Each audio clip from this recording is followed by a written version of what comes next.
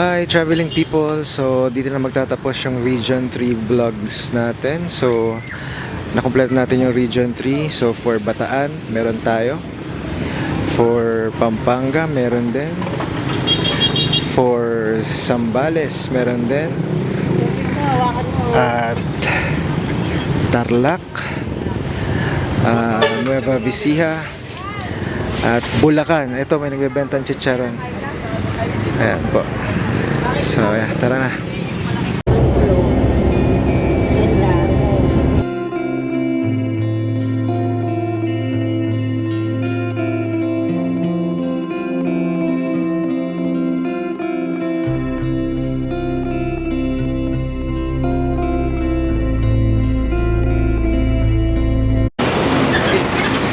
Hi traveling peoples! So nandito na tayo sa border ng Nueva Ecija at Nueva Vizcaya. Konting lakad na lang, Nueva Vizcaya na tayo at mag-i-start na tayo ng ating Region 2 Adventure. So ang katabing bayan pala niyan ay Dalton. So tara na, lalakarin na natin. Bilangin natin kung ilang steps mula sa poste na to. Medyo bulubundukin pala tong parte na to, no? At ayun na tayong sinasabi na parang park. So, medyo bulubundukin siya. So, maglakad na tayo. From here, ilang? 1, 2, 3, 4, 5, 6, 7, 8, 9, 10, 11, 12, 13, 14, 15, 16, 17, 18, 19, 20. So, hindi na tayo sa Nueva Vizcaya. So, siguro bago ayun welcome to Cagayan Valley. So, lapit tayo dun. So, sure na nga. Welcome to Cagayan Valley. Nasa Region 2 na tayo. At proof na nasa Nueva Vizcaya tayo. Ito, halika.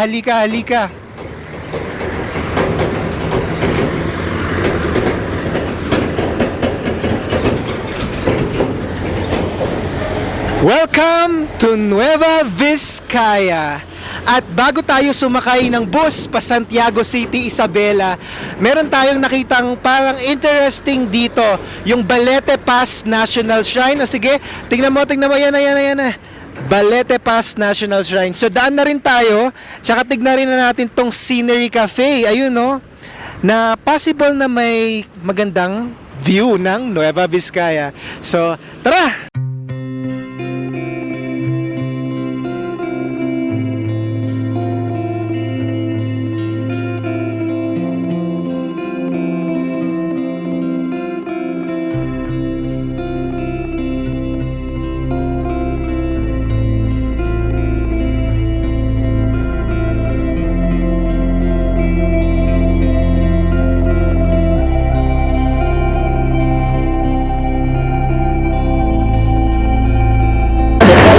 Hi traveling people! So, dito sa visit natin sa Nueva Vizcaya, meron tayong na-encounter na tourist from Region 3, from Nueva Ecija. Say hi po! Hi! Hello! Hawakan mo ang Hello, people of the Republic of the Philippines. Sige po, nice to meet you. Bye-bye. Good luck, Sige, shout out to Miss Esther. Mrs. Sonia Tolentino. Miss Mirna. Yan. Lola Nice. I'm Tess Picucio. Shout out to Spanish people. Yeah. Tenemos tienda en Barcelona, en Queens. Así te veré por allá. Okay, thank you po. Enjoy your trip. Thank you.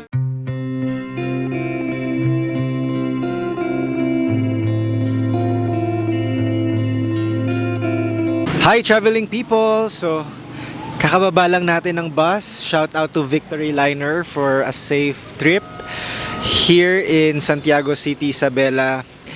And kanina nga napuntahan natin yung 23rd province natin, which is Nueva Vizcaya. And now on our 24th province in Luzon, Santiago City, Isabela province.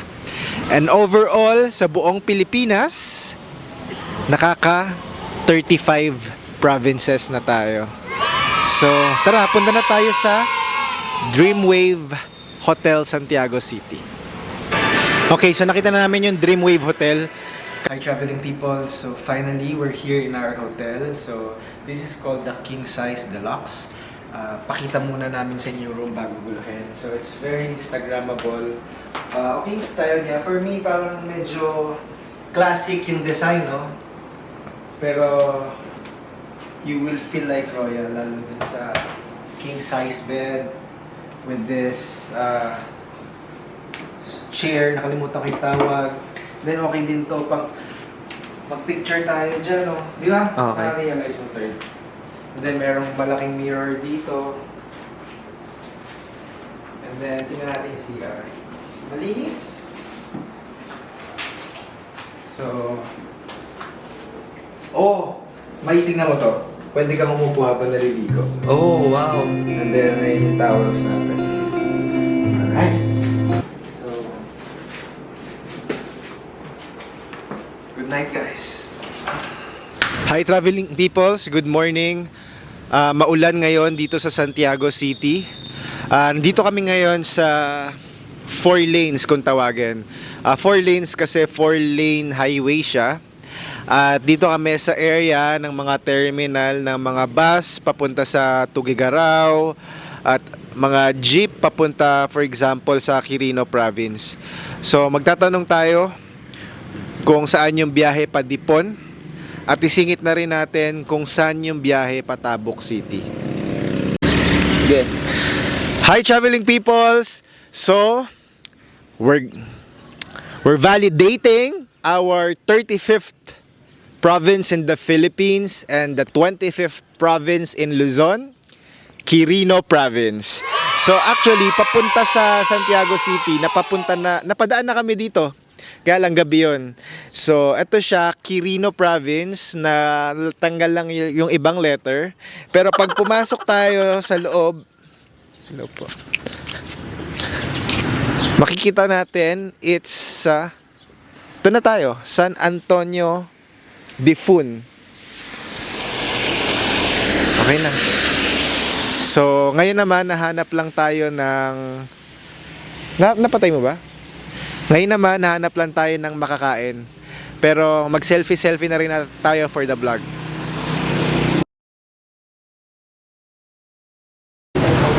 Hi traveling people! So, nandito ulit tayo sa 4 lanes terminal. So this time sasakay tayo pa Tabuk City, Kalinga. So magsa-segue tayo sa Cordillera bago tayo bumalik pa Tugigaraw. And ayun, nantay lang natin yung bus, akala natin malilate tayo. Medyo high blood tayo kanina kasi dun sa laundry 10:30 wala pa. Pero ayan, buti nasa safe pa rin tayo. Maabutan natin yung Tabuk City.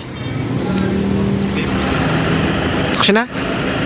Hi traveling people, so nagkaroon tayo ng change plans. Instead na mag-bus tayo, nag-take na lang tayo ng van pa Rojas. So nandito tayo ngayon sa Centro Mall, Rojas City. At kung mapapansin nyo, dito tayo sa terminal ng mga jeep. And ito, may nakalagay na Tabuk. So yan, Tabuk kasi sasakay tayo papunta ng Tabuk, Kalinga. So pinupuno pa yung jeep, sabi mga 1:30 daw alis. So 12:40 pa lang. So hanap tayo ng makakainan dito. Tara.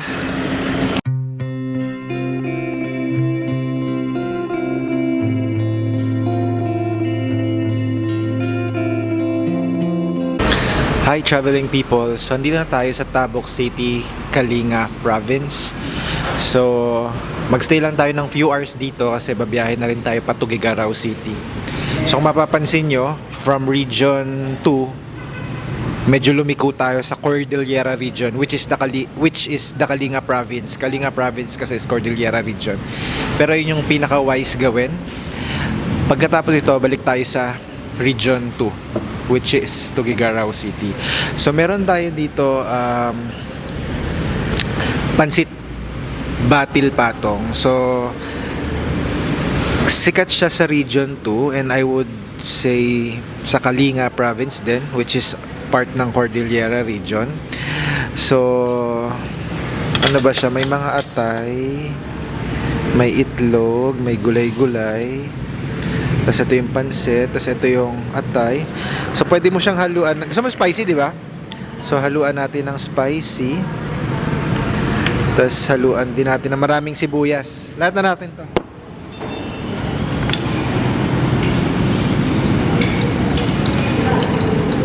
Ayan. Tapos lagyan kang lamansi.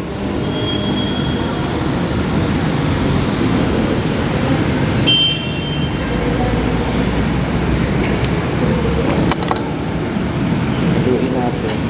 Hati na kami dito yung third. So ito is yung super nila for 80 pesos.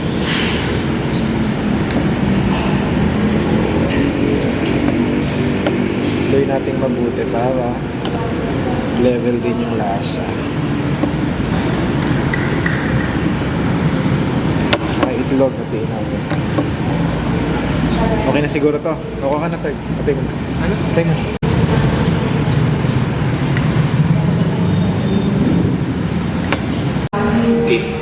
Hi traveling people. So kakatapos lang natin kumain ng Pansit Batil Patong and then pumunta na tayo dun sa terminal. Kaya lang yung dating ng bus na inaantay natin is around 4 PM pa. So malapit dito sa Bulanao is itong very aesthetic coffee shop, yung Vanity Cafe. So inaantay lang natin, order natin, tingnan natin kung masarap din yung cafe. Which I hope masarap kasi Kalinga is meron talaga silang plantation ng coffee. So, baka kaya rin ay yung reason kung ba't mura. Kasi 70 pesos lang. Anyway, we'll see.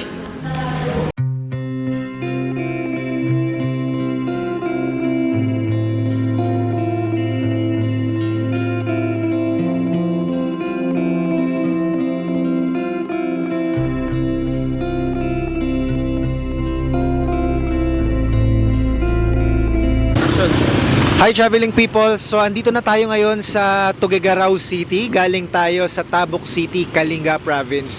Dinaanan natin yung Buntun Bridge, second longest bridge dito sa Philippines.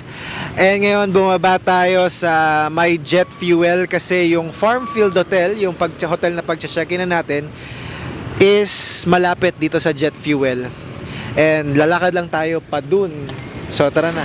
Hi traveling people! So from jet fuel kanina, nilakad namin yung kahabaan ng Kataggaman-Buntun Highway. So around 5 to 10 minutes walk siya. And matatanaw nyo sa paglalakad itong EDL gasoline station.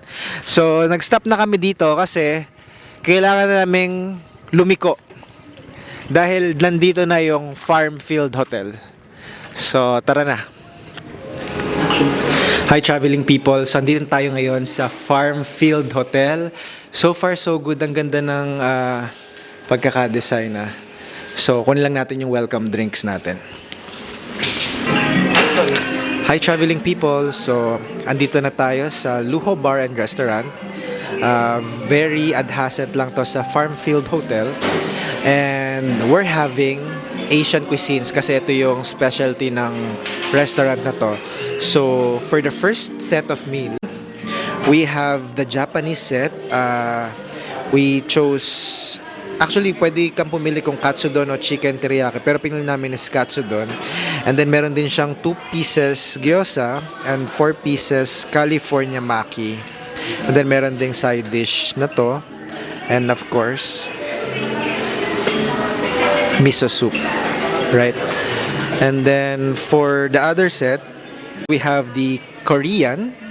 So, pwede kang pumili kung gusto mo yung spicy gochujang o pork bulgogi o chicken bulgogi or beef yakiniku. So, ang pinili namin is yung parang liempo style, I think. And then, you also have the option to choose kung japchae. So, pinili namin japchae. Then, may serve din siya with side dish, soup, and rice. So, we have here the potato marble, the fish cake, the kimchi, Korean salad, and cucumber kimchi.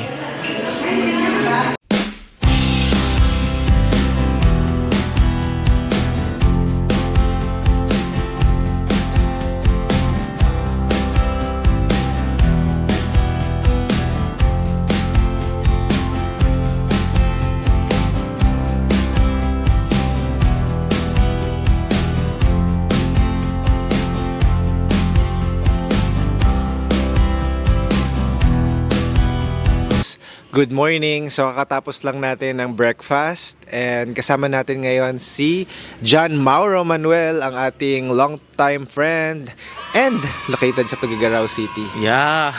Hello, kamusta? No, naimbag nga bigat kada kayo amin. It's a greeting from us here Ilocano. And no, ang saya ko kasi naman for the second time na naka-visit ang traveling people no dito sa Tuguegarao, no?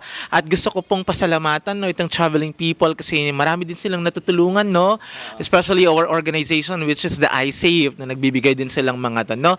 So please no, I'm here also no not just to plug the traveling people but also no for you guys to check our page iSave.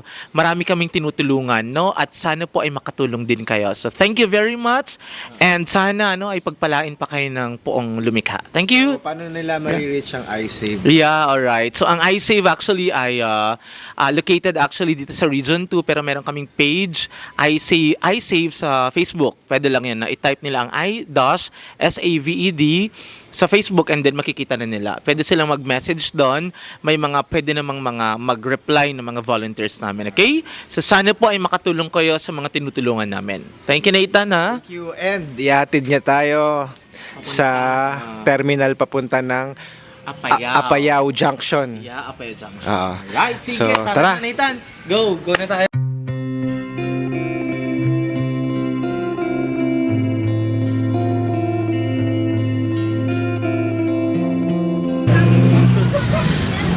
Hi traveling people! So andito na tayo ngayon sa Luna Apayao Junction.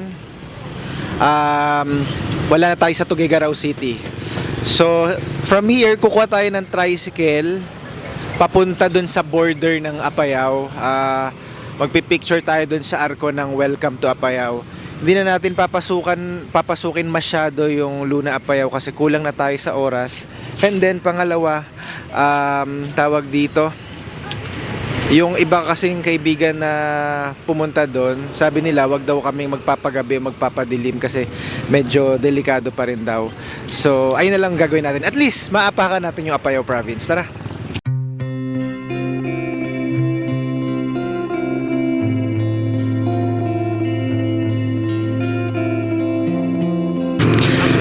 Hi traveling people! So, nag-tricycle lang tayo dun sa binabaan natin na bus at yung biyahe around 10 minutes lang. So, ito na yung Apayao. Papasok lang tayo sa arko para makapunta tayo sa Apayao. So, 1, 2, 3, 4, 5, 6, 7, 8, 9, 10. Nasa Apayao na tayo! Kita ba yun? Yung Apayao na arko? So, ayan. So, pang ilang probinsya na natin to? 27th province in Luzon, 37th province in the Philippines.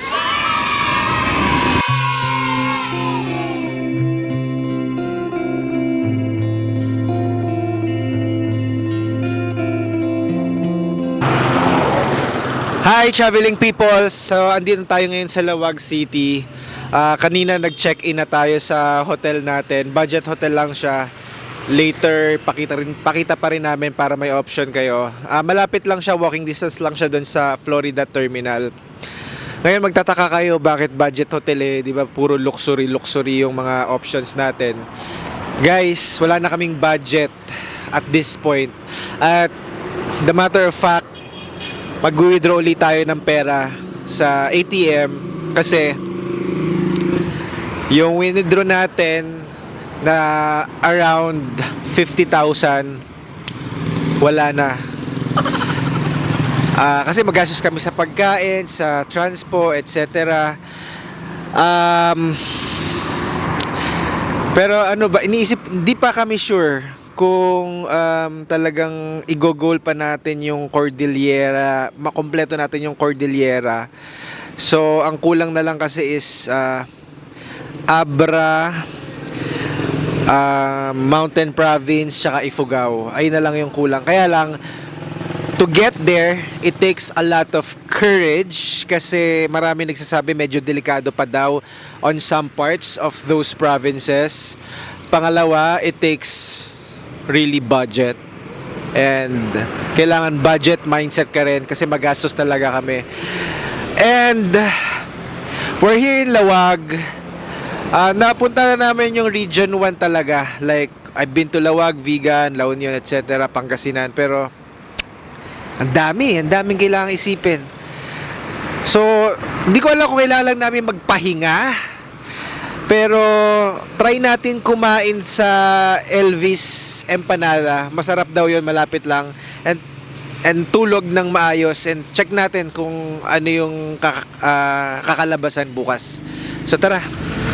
So yan, traveling peoples, alam nyo kanina pa kami na-stress kasi alam mo yun, I think hindi lang naman ako yung may problema na gano'n na gusto natin mag-travel pero limited din yung budget. Hopefully dumating yung time kagaya namin as travel vloggers. Sa travel lang talaga ng travel, produce ng content para mapasaya namin kayo, di ba? At talagang travel goal. Anyways, nakawala ng stress habang naglalakad kami na hinahanap si Elvis Empanada. Second time, nakita ko ulit yung capital ng Ilocos Norte. And magpapapicture ulit tayo as a souvenir. So, tara! Hi, traveling people. So, we're currently here in our hotel room. Just want to add that if you want to support our content creation journey, you can send it through GCash at 0925-891-7644 or PayPal or wire transfer. Just let us know.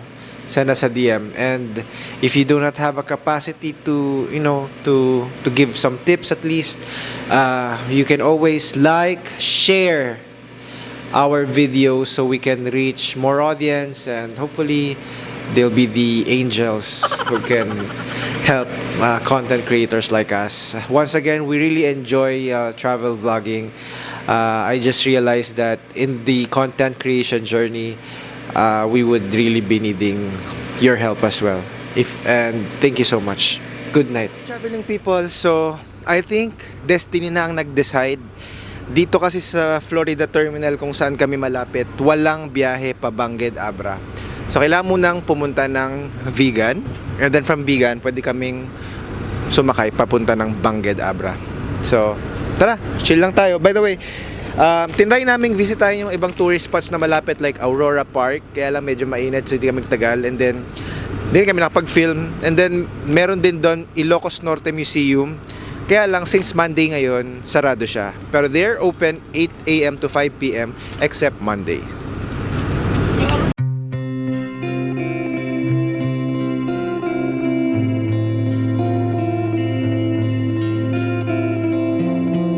Hey there, traveling people! So, andito na tayo ngayon sa Bangged Abra, our 38th province in the Philippines, tama? And, ayun, may kukwento kami, medyo hassle yun nangyayari. Kasi, from Ilocos Sur, tinanong namin, yung konduktor, promise, tinanong namin, ano pong mauuna? Vigan o Bangged? Sabi niya, anong mas malapit? Kasi doon kami sa Narvacan bumaba eh. Vigan o Narvacan? Sabi niya Narvacan. So doon kami na mas mahal yung binayaran namin. Hindi na namin mapupuntahan yung Vigan sa ibang araw na okay, given, siguro hindi kami nagkaintindihan. Pero meron pang isa. Kasi nung nagbayad kami, sabi niya, mamaya na ibibigay yung sukli. Ngayon, nakababa na kami, hindi na ibigay yung sukli. So mamaya, kausapin natin yung isang bus dyan, kung yung same company, tanong natin kung pwedeng matrack yung conductor. Kasi guys, kinukwenta namin to para hindi mag-spread ng negativity pero para maging alert din kayo and wais kayo. So to be clear, kung manggagaling kayo ng Lawag, una nyong puntahan is Vigan, and then from Vigan may sakayan pa Bangged Abra. So ito pala yung so ito yung Kapitolyo, and then ito yung plaza. And then over there ayun yung simbahan, 'di ba? So may mga kainan diyan, Jollibee,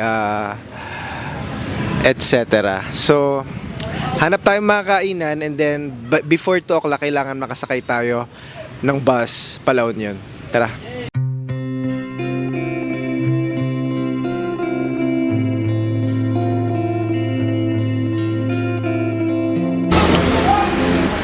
Hi traveling people, so medyo maaga tayo dito sa bus terminal ng Bangged, Abra. So nandito tayo ngayon sa Partas terminal nila.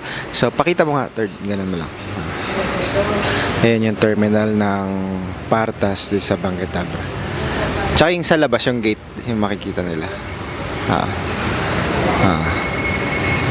Ayan, so 2:30 ang biyahe. Nandito tayo ng 1:30 kasi ayaw nating maiwan kasi wala tayong hotel. So ang next tour natin is sa La Union.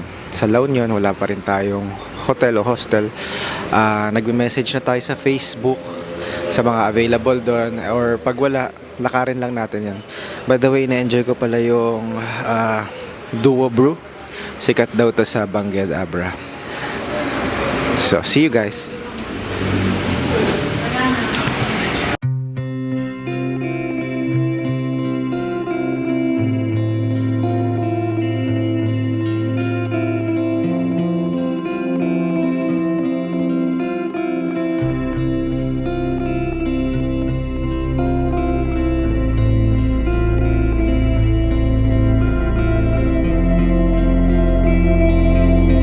Good morning traveling people. So kakatapos lang namin mag-breakfast.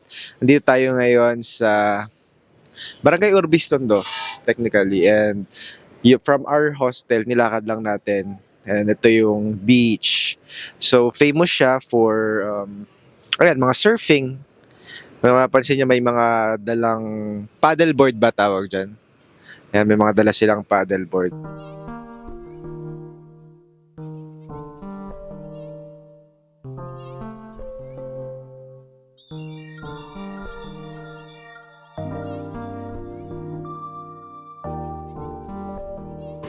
Hi traveling people! So for our last night here in La Union, we're staying here at Boho Surf Hostel.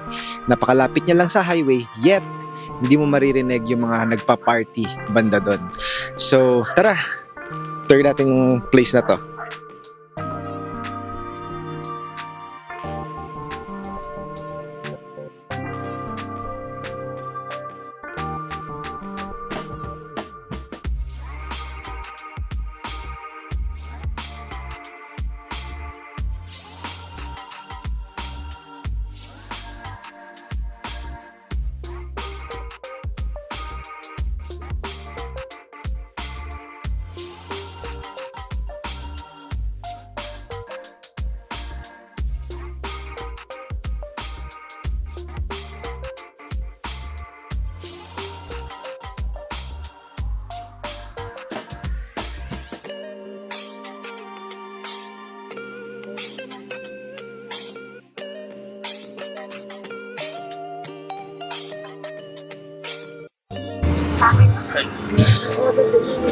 Hi traveling people! So on our last night here in La Union, we're trying the Beach Bomb Food Park. So actually ito yung pinaka-first na food park dito sa La Union. And ang isa sa maganda dito, marami kang options. So for example, La Union is in Ilocos region, so meron tayong Manang's Filipino and Ilocano cuisine. And then if you're looking for Sizzlers, meron din Korean food, Little Seoul, meron din Ying Yings for some chicken barbecue, meron din. So tara, explore natin.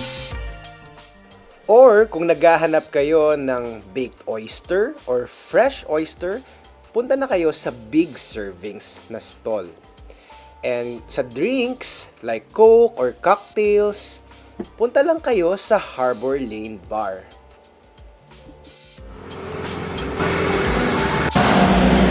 Hi traveling peoples! So, andito tayo ngayon sa LU Inasal. We will be having our lunch here para itry yung narinig nating best-selling chicken while in La Union. So, tara, pasok tayo.